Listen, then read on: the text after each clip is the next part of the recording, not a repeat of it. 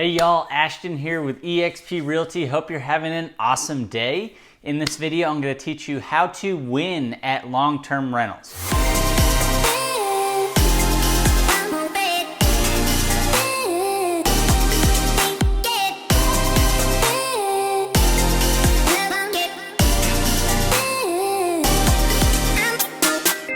So I'm going to start with a more broad overview of generally do long-term rentals work and how do you do it? And then we'll dial into some of the specifics that you can follow to make sure that you are knocking it out of the park and not missing anything as you're going. First, of course, you need to have a property to rent. I've covered that in a previous video, how to buy a rental property. Check that one out for specifics, but you're gonna need a property. Then you're gonna need to get it ready to rent. What sort of things are needed to have happen in order to get it ready to rent?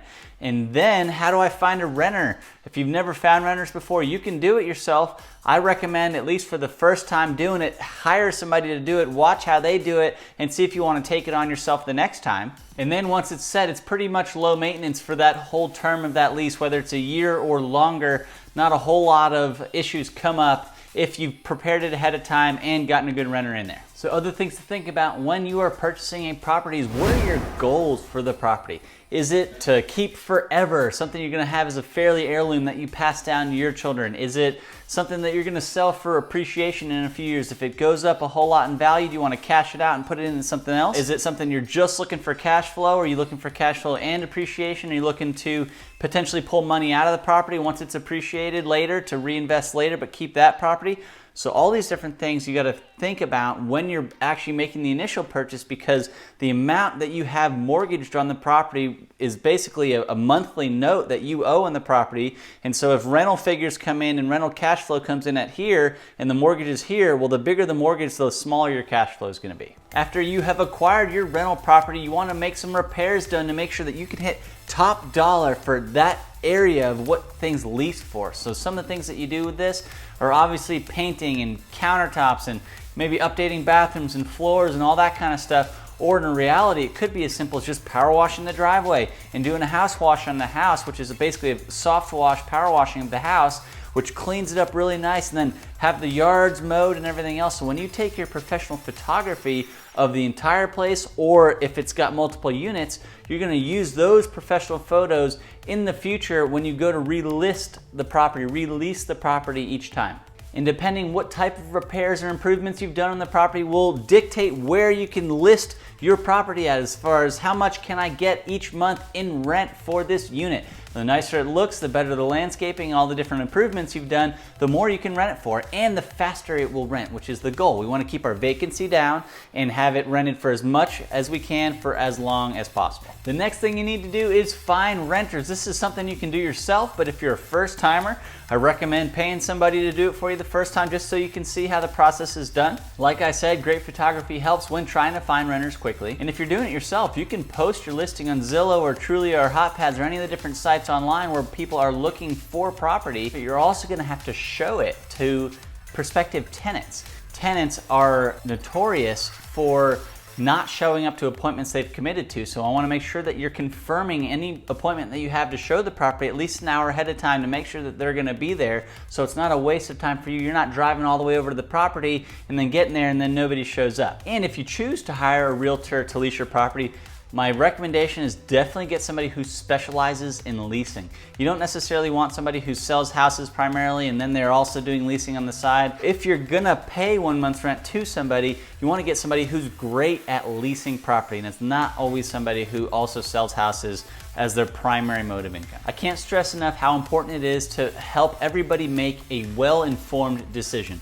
The way you do that is you list your property for lease at least 45 to 60 days before it's available. If it's available, say October 1st, you want to have it listed online at least 45 to 60 days before that with great photos and everything else, so that people who are looking for a place effective October 1st are going to be looking during that time. So you want to have it on there so that they can see it, they can make an informed decision, they can apply, you can get enough applications into where you can select the best qualified applicant that turns in an application without having a crunch time of trying to get somebody in there immediately. There are a bunch of services online that will help you vet applications. They look at background checks and credit report and employment history and all that kind of stuff that goes into making a wise decision.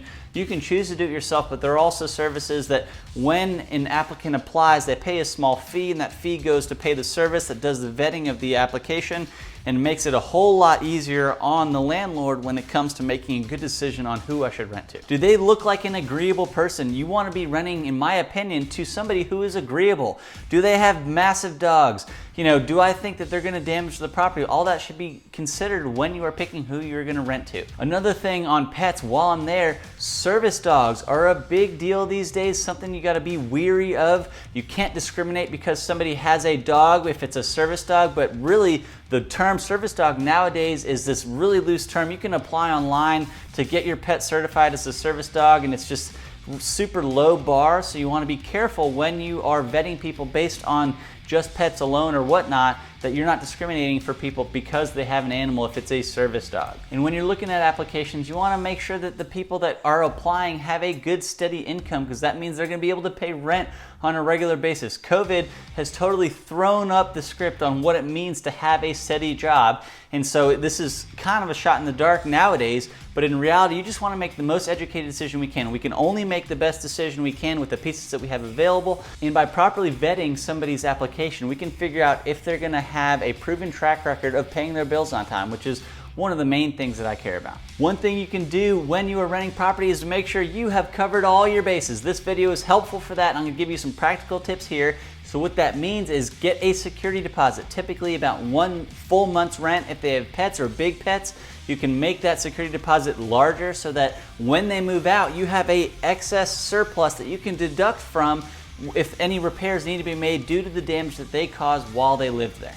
Another thing I recommend is a dated video walkthrough. Go walk through recording a video of the property a day or two prior to when that tenant is going to move in, so you have proof, video proof of the condition of the property before they moved in. So if after they move out they claim something happened or something was existing or whatnot, you have video proof whether it was or was not. That will be helpful if you ever get into a situation where someone sues you over a security deposit, which tends to happen.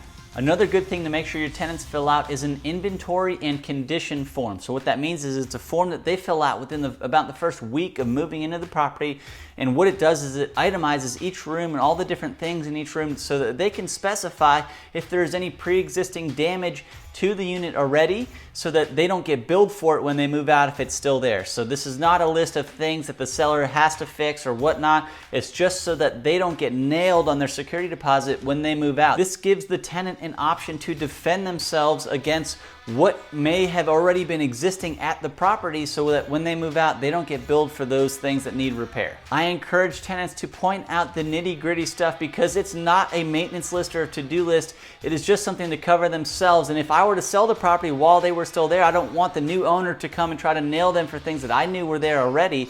So I encourage them to be very detailed when filling out that inventory and condition form.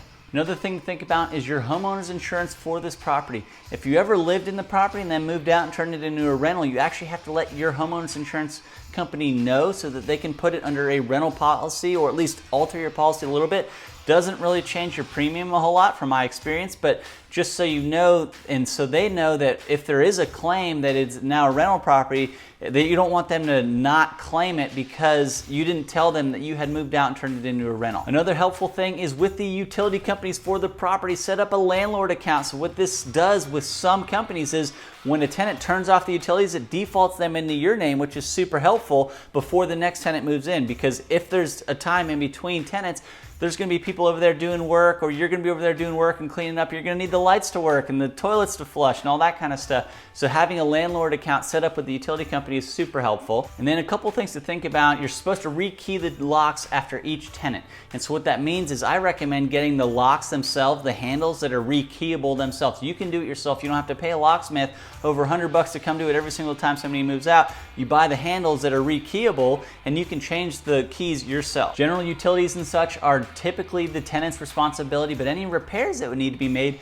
would fall on the landlord. I totally recommend having your HVAC system, especially in Texas, serviced at least once a year. I used to work in HVAC, and it turned out that 80% 90% of the repairs needed, the expensive repairs on HVAC systems, were on systems that weren't being maintained properly. So having your system serviced at least once a year will help mitigate a whole bunch of the expensive problems that tend to compound over time. And when a tenant moves out, more times than not, you're gonna have to clean the unit better than they left it. So I tend to take a fine-tooth comb to my units before somebody moves in.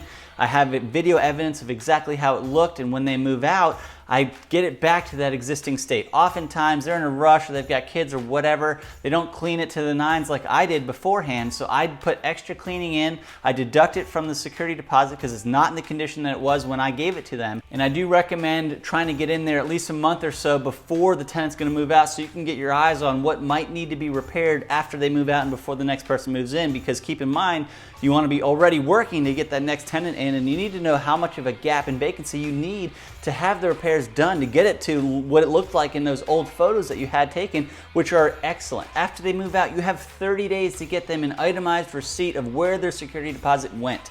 If there's going to be any repairs or cleaning that is necessary, you're allowed to deduct those from the security deposit they paid before they moved in. You give them an itemized list of where that stuff went. You just have your name or header or the property address at the top. I put a nice little note at the bottom as well. And here's the remaining balance of your security deposit. Here's a check with it. You mail it. I certify mail it. Send it on out. Make sure that they got it.